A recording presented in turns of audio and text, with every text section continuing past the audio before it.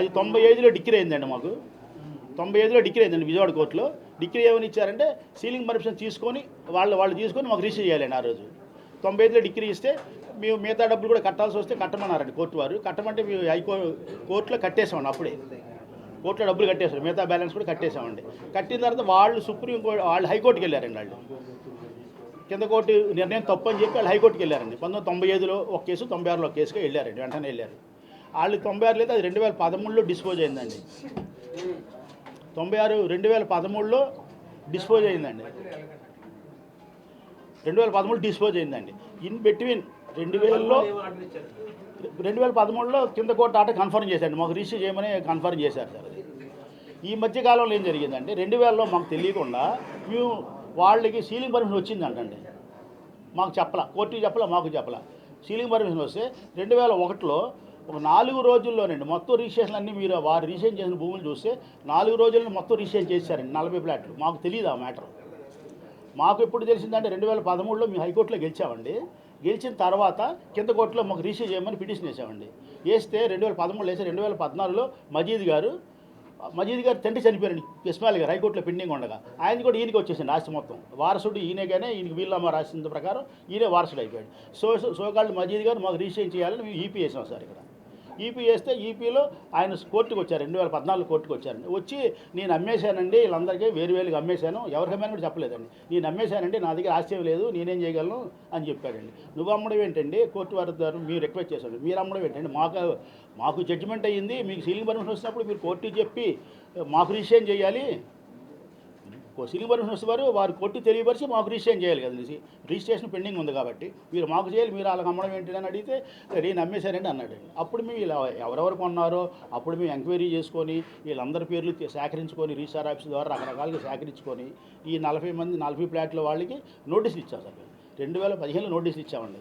అప్పుడు దాకా అది అచ్చంగానండి పొలం లాగే ఉంది సార్. మేము అక్కడికి వెళ్ళి చూసుకునేవాళ్ళం, అది మా పొలమే కదా అనుకునేవాళ్ళం. మేము ఖాళీగా ఉందండి. అంతకుముందు ఆ రోడ్డు మీద మీకు మన ఏరియా కూడా అందరికి అవగాహన ఉందండి. ఏకలవ్య నగర్ అంటే రోడ్లు అంతా పాకలు ఉండేయండి, వెనక పొలాలు ఉండేయండి. అలాగా అది రోడ్డు నుంచి 4-5 అడుగులు గోతులాగా ఉండేది సార్. అలా గోతులాగా ఉండేది. మేము చూసుకొని మాది అనుకునేవాళ్ళు, ఊరుకుండేవాళ్ళు. మేము ఊరుకున్న తర్వాత 2001లో రిజిస్ట్రేషన్ చేశాను చెప్పాడు. అప్పుడు 2001లో అతనైందే జిడ్డు సుబ్బారావు అనే అతను బ్రోకర్ ద్వారా ఆర్టీసీ ఎంప్లాయీస్కి అనుకుంటా సార్, మాకు ఇన్ఫర్మేషన్ ఆర్టీసీ ఎంప్లాయీస్ కొంతమందికి 4 రోజులు రిజిస్ట్రేషన్ అండి. అంతకుముందు నుంచే ప్లాన్గా ఉన్నట్టున్నారు సార్. 4 రోజులు రిజిస్ట్రేషన్ చేశారండి. చేసేస్తే అయిపోయిందండి. మేము వాళ్ళందరూ పోగు చేసుకొని వాళ్ళందరూ వివరాలు చేసి వాళ్ళందరూ ఈపీలో పార్టీలు చేసామండి. నోటీస్ ఇచ్చామండి. మేము నోటీస్ ఇచ్చిన తర్వాతే ఎవరైనా కానీ గంపెడు మట్టి పోసినా కానీ మేము నోటీస్ ఇచ్చిన తర్వాతేనండి. అంటే నేను అనుకోవడం ఆఫ్రికాడ్గా ఎవరి లాయరాలకి సలహా ఇస్తారు, పోస్టులు తీసుకోవడానికి చెప్పడం సలహా ఇచ్చారో ఏం చేశారో కానీ మట్టి పోసారండి. మీరు రిజిస్టర్ ఆఫీస్కి నోటీస్ ఇచ్చామండి. మీ 96లో రిజిస్టర్ ఆఫీస్కి చెప్పామండి, మాకు ఇలా పెండింగ్ ఉందండి, రిజిస్టర్ చేయొద్దని పెట్టామండి. రిజిస్టర్ ఆఫీస్ సంగతి మేమైతే లెటర్ ఇచ్చాము. 96లో పెట్టాం సార్. 95లో అయిపోయింది, అప్పుడే పెట్టాం రిజిస్టర్ ఆఫీస్లో. ఈసీ దాని గురించి మనం మాట్లాడకూడదు సార్. ఈసీ ఆ తర్వాత 2000 వాళ్ళందరూ పార్టీలు చేసాం సార్. అందరూ నోటీసులు ఇచ్చాం. అందరూ కోర్టుకి హాజరవుతున్నారు. కోర్టు ద్వారా నోటీసులు ఇచ్చామంటే నోటీస్ ఇచ్చే కోర్టు ద్వారా అందరినీ పార్టీలు చేసాం సార్. వాళ్ళు అప్పుడు ఏమైందంటే కింద కోర్టులో మమ్మల్ని ముందు వాళ్ళు పార్టీలు చేయమని కోరుతాం సార్. ఫస్ట్ మనం పార్టీలు చేయమని కోరితే కోర్టు వారు అలో చేశారు. పార్టీలు చేరాల్సిందే, మీరు ఆయన దగ్గరే కొన్నారు కాబట్టి అదే ఆస్తి అదే ఆస్తిని అదే మనిషి దగ్గర మీరు కొన్నారు కాబట్టి మీరు పార్టీలు అవ్వాల్సిందని చెప్పారండి కింద కోర్టులో. ఆ తర్వాత దాని మీద వాళ్ళు హైకోర్టుకి వెళ్ళారండి. మళ్ళీ హైకోర్టుకి వెళ్ళారు, మేమెందుకు పార్టీలు చేరాలని, మీరెందుకు దాని మీద హైకోర్టుకి వెళ్ళారు.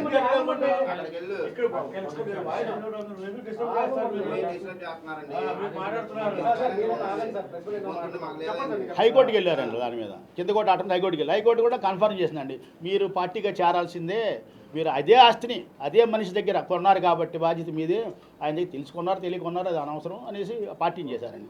ఆ తర్వాత ఇక్కడ లోయర్ కోర్టులో వాళ్ళందరూ మళ్ళీ రకరకాల కారణాలు వేశారండి. ఇది మున్సిపాలిటీ రోడ్లు వేశారు, ప్లాన్లు ఉన్నాయి, మాకు పన్ను కట్టుకున్నాము, ఈ అన్ని కారణాలు, మా కరెంట్ లైన్లు ఇచ్చి అన్నీ వేశారండి. రకరకాలుగా అవి ఉన్నాయి. ఆ దస్తావేజులు లేని అక్కడ ఉన్నాయి. ఒక్కొక్క కాపీ చొప్పున పెడితే అంత దస్తావేజులు లేనియండి. ఒక్కొక్క కాపీ పెడితే ఇంకా చాలా కాయలు తీసేసినాయి సార్. ఈ ఓన్లీ జడ్జిమెంట్లు అండి, కోర్టు వారి జడ్జిమెంట్ సార్. 2 ఫైళ్ళు అవన్నీ మామూలు పిటిషన్లు సార్. ఎన్నికలు ఉన్నాయి, అన్ని రకాలుగా అన్ని ప్రశ్నలు కోర్టులో అడిగారు సార్. వాళ్ళు 10 మంది లాయర్ పెట్టుకున్నారు సార్. అంటే ఇద్దరు ఒకరు ముగ్గురు ఒకరు అలాగ చెప్పి 10 మంది లాయర్లు పెట్టుకున్నారు. అన్ని ప్రశ్నలు కోర్టులో జరిగాయి సార్. కరెంట్ వచ్చింది, ప్లాన్లు ఇచ్చారు, అన్నీ అడిగారు. అన్నిటి మీద ఆర్డర్లు ఉన్నాయి సార్ మాకు.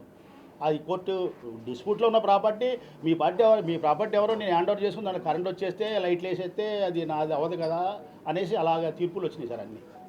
అన్ని ప్రశ్నలు కోర్టు ద్వారానే పరిష్కరించారు. అసలు ఫస్ట్లో సార్ ఇంకొక మాట చెప్పడం మంచి సార్, 2013లో మన ఈపీఐ కానీ ఈ సోగాళ్ళు వజీద్ గారు అది సొసైటీ లేదని ఒక పిటిషన్ వేశారు సార్. సొసైటీ లైవ్లో లేదు పిటిషన్ వేశారండి ఈ కోర్టులో. వీళ్ళు ఈపీయడానికి వీళ్ళకి అర్హత లేదు, వీళ్ళు లేదని. దాని మీద మేము దానికి తగ్గ రికార్డు అన్నీ దానికి ఆడిట్ రిపోర్ట్లు అన్నీ ఉంటాయి సార్. ప్రతి సంవత్సరం ఆడిట్ రిపోర్ట్లు అన్నీ ఉంటాయి సార్. ఆడిట్ రిపోర్ట్ అన్నీ ఇచ్చాం సార్ వాళ్ళకి. ఇలా ఆడిట్ అవుతుంది సార్ ప్రతి సంవత్సరం. మా వివరాలన్నీ ఇస్తాం సార్. ఆడిట్ రిపోర్ట్ అవుతుంది సార్. అప్పటి నుంచి కూడా 81 నుంచి కూడా అవుతుంటే ఆడిట్ రిపోర్ట్లు అన్నీ సబ్మిట్ మన తాలూకు రికార్డు సబ్మిట్ చేస్తే సొసైటీ లైవ్లోనే ఉందని చెప్పారండి. దాని మీద హైకోర్టుకి వెళ్ళారు సార్. అప్పుడులోనే 2013లో హైకోర్టుకి వెళ్ళారు. హైకోర్టు కూడా కన్ఫర్మ్ చేసిందండి, కింద కోర్టు ఆర్డర్ని ఓకే అనిందండి. తర్వాత దాని మీద సుప్రీంకోర్టు కూడా వెళ్ళారండి. మజీద్ గారు సుప్రీంకోర్టు కూడా వెళ్ళారండి. సొసైటీ అయితే లైవ్లో లేదనే దానికి సుప్రీంకోర్టులో కూడా మాకే అనుకూలంగా వచ్చిందండి, డిస్మిస్ చేశారండి ఆయన. ఆ తర్వాత ఈపీలో అన్నీ అయిన తర్వాత సో లాస్ట్లో ఈపీలో ఆల్ ప్రశ్నలు అన్నీ అయిన తర్వాత లోయర్ కోర్టులో కన్ఫర్మ్ చేశారండి. ఈ రీషైన్ చేయాల్సిందని రీషైన్ ఆర్డర్ వేశారు సార్. 2023లో రీషైన్ చేయమని ఆర్డర్ వేశారండి. ఆర్డర్ వేస్తే వాళ్ళు ఎవరు రాలేదండి కోర్టుకి. వారందరి తరఫున second additional senior civil judge Vijayawada వారే మాకు రీషైన్ చేశారండి. రీషైన్ చేసిన తర్వాత అప్పుడు మేము డెలివరీకి అడిగాం సార్ కోర్టుని. ఆస్తి మాకు అప్పచెప్పని అడిగారు సార్. ఆస్తి మాకు అప్పచెప్పని అడిగితే అప్పుడు దీని మీద మళ్ళీ హైకోర్టుకి వెళ్ళారండి వాళ్ళు. ఆస్తి మాకు అప్పచెప్పని అడిగే టైంలో ఈ కోర్టు మనకి ఆస్తి మీకు రిజిస్టర్ చేయమని ఇచ్చిందని దాని మీద కోర్టుకి వెళ్ళారండి. మాకు రిజిస్టర్ అయిన తర్వాత కోర్టుకి వెళ్ళారండి వాళ్ళు. కోర్టుకి హైకోర్టులో పెండింగ్ అండి అది. హైకోర్టులో మళ్ళీ మేమే గెలిచామండి.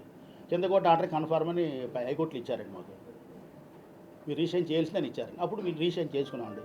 ఆ తర్వాత మళ్ళీ దానికి ఆ తర్వాత మా డెలివరీకి వేసాం సార్. అప్పుడు మాకు రీషైన్ అయిపోయింది కదా సార్, హైకోర్టు మీకు గెలిచాం కదా, రీషైన్ అయిపోయిందని రిజిస్ట్రేషన్ చేయమని అడిగామండి.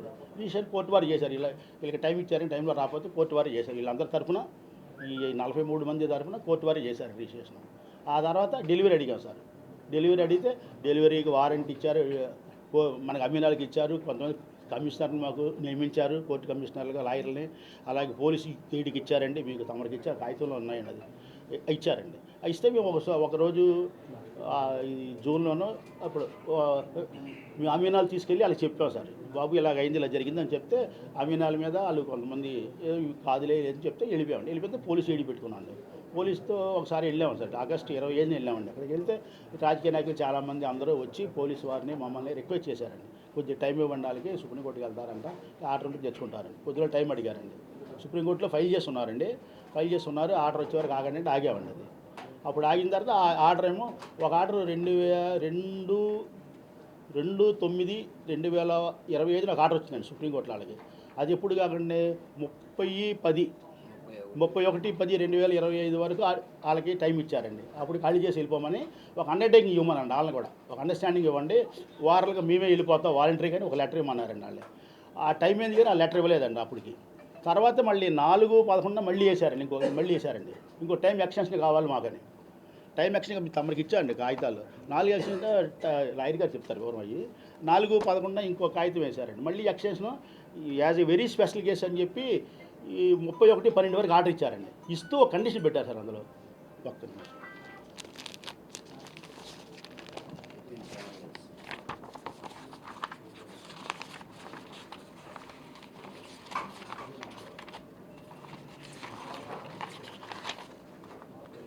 As a very special case, time is extended till 31st December 2025 for the petitioners to hand over vacant and peaceful position of the premises to the respondents, subjected to the filing of the usual understanding within 7 days from date. అంటే 4వ తారీఖు ఇచ్చారు sir. 11వ తారీఖు లోపు వాళ్ళు undertaking ఇవ్వాలండి, గ్యారంటీగా కోర్టుకి. డేట్ ఇన్ డిఫాల్ట్ ఇవ్వకపోతే the order extending time shall stand revoked. ఆ 7 రోజులు ఇవ్వకపోతే the order extended time shall stand revoke. అది రివోక్ అయిపోయింది. ఇప్పుడు డిసెంబర్ 31 దాకా ఇచ్చిన టైం రివోక్ అయిపోయింది, ఆర్డర్ ఇచ్చారండి.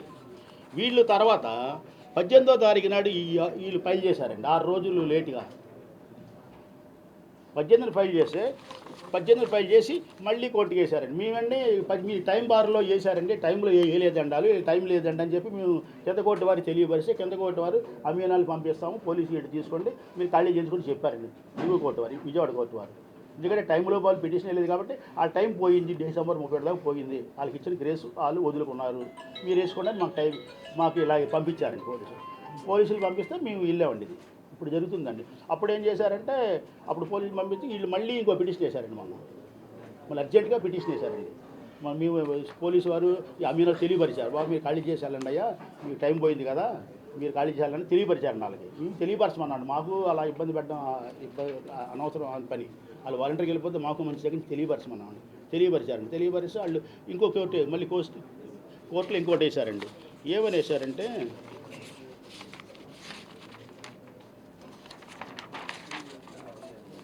allow the రిక్వెస్ట్ అండి, ప్రేయర్ అండి, వాళ్ళు అడుగుతున్న ప్రేయర్.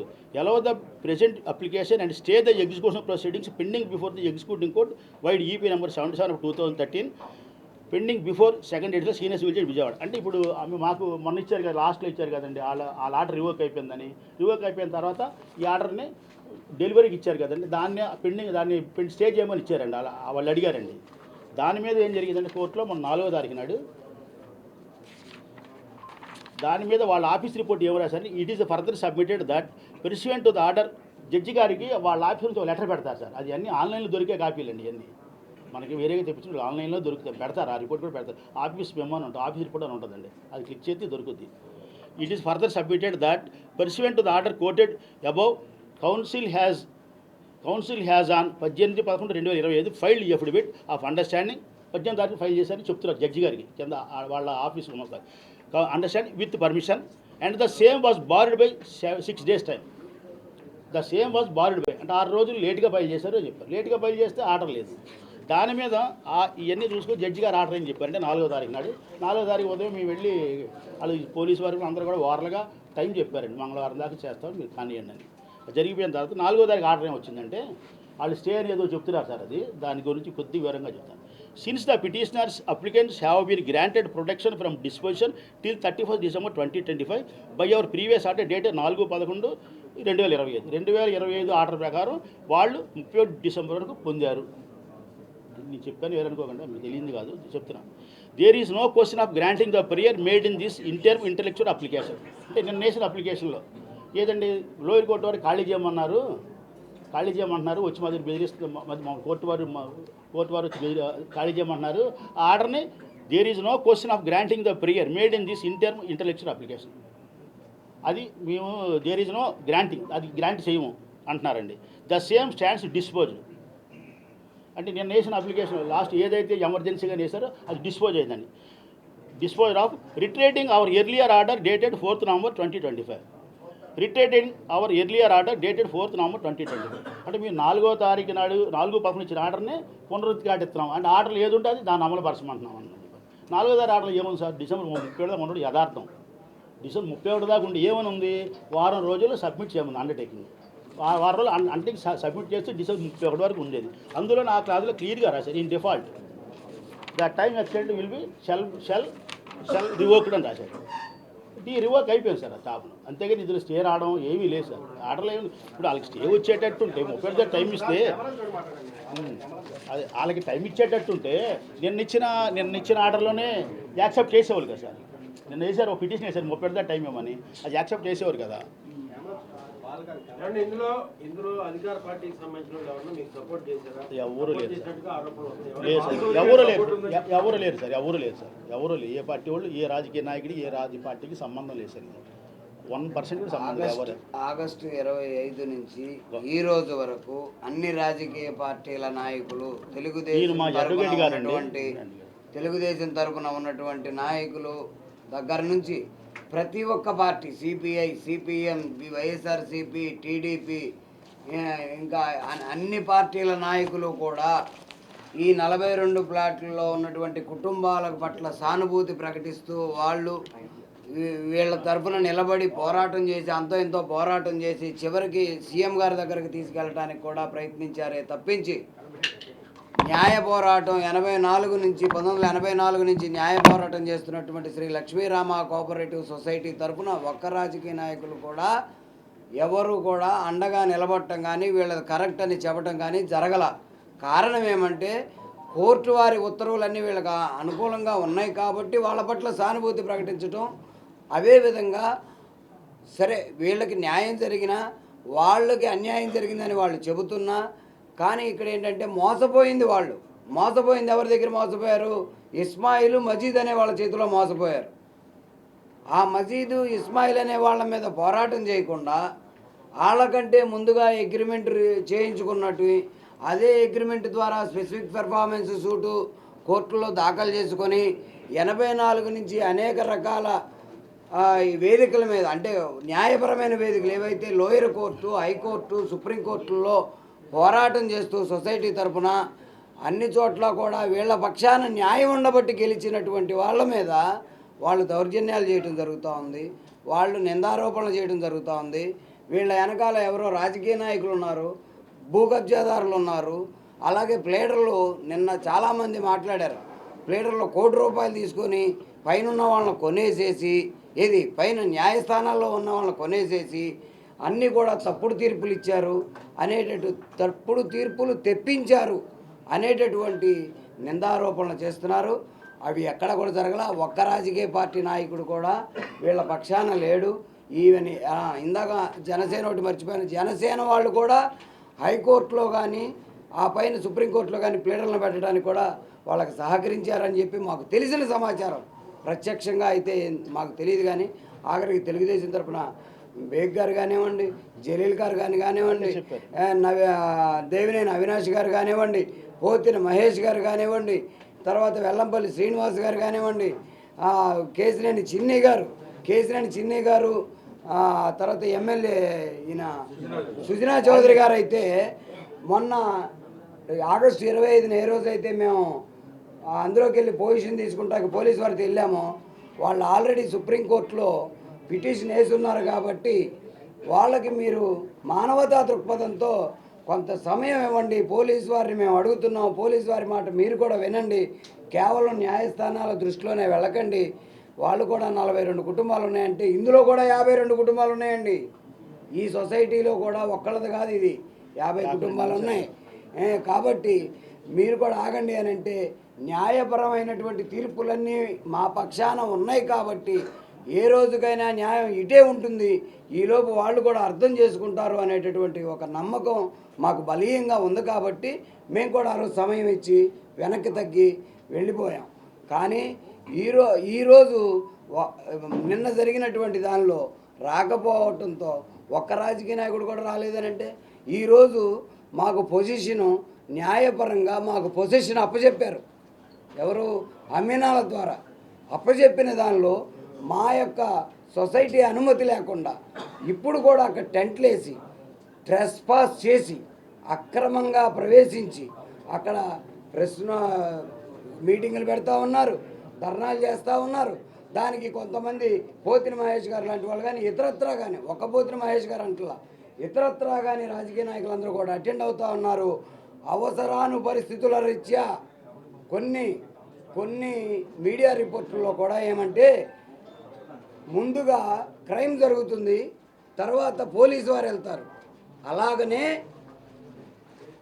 అలాగనే ఎంత ఎటకారంగా కామెంట్ చేశారంటే సుప్రీంకోర్టు న్యాయ వ్యవస్థని, అలాగనే ముందు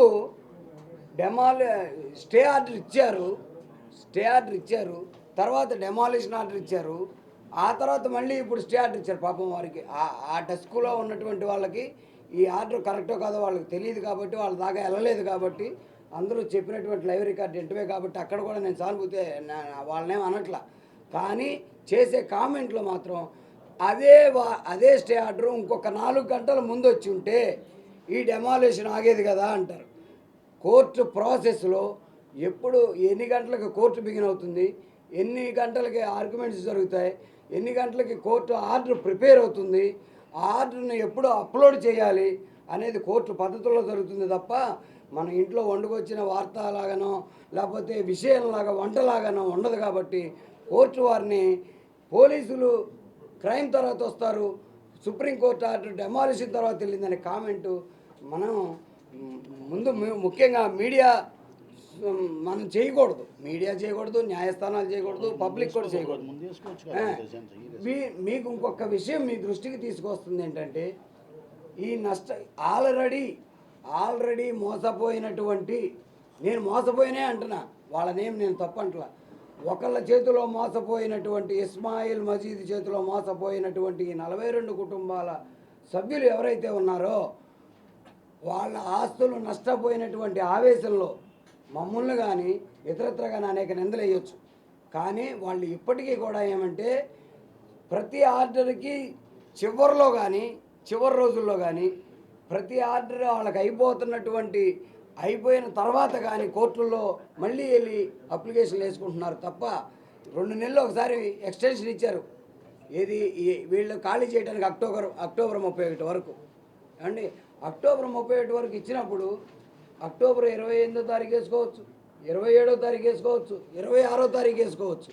అక్టోబర్ 31 తర్వాత నవంబర్ 4వ తారీఖు 1వ తారీఖు వేసుకొని సరే కోర్టు వారు సుప్రీంకోర్టు వారు కూడా 42 కుటుంబాలు అంటే మాకు ఇంకా ఇల్లు దొరకలేదు, మేము మా తాతకు తగ్గట్టుగా అక్కడ అద్దులకు దొరకట్లేదు అని అంటే 2 నెలలు ఇల్లు దొరకలేదు అనే ప్రశ్న వేసినప్పటికీ మానవతా దృక్పథంతో సుప్రీంకోర్టు ఏం చేసిందంటే డిసెంబర్ 31, 2025 వరకు టైం ఇస్తూ 7 రోజుల్లోపు మాకు మీకు మీరుగా ఖాళీ చేసి వెళ్ళిపోతామని చెప్పి ఒక అఫిడవిట్ ఫైల్ చేయండి, వారం రోజుల్లో పనింది. అంతకుముందు 2 నెలలప్పుడు కూడా అలాగనే వాళ్ళకి అఫిడవిట్ ఫైల్ చేయమంటే వాళ్ళు ఖాతరు చేయలా, సుప్రీంకోర్టు డైరెక్షన్ని లెక్క చేయలా.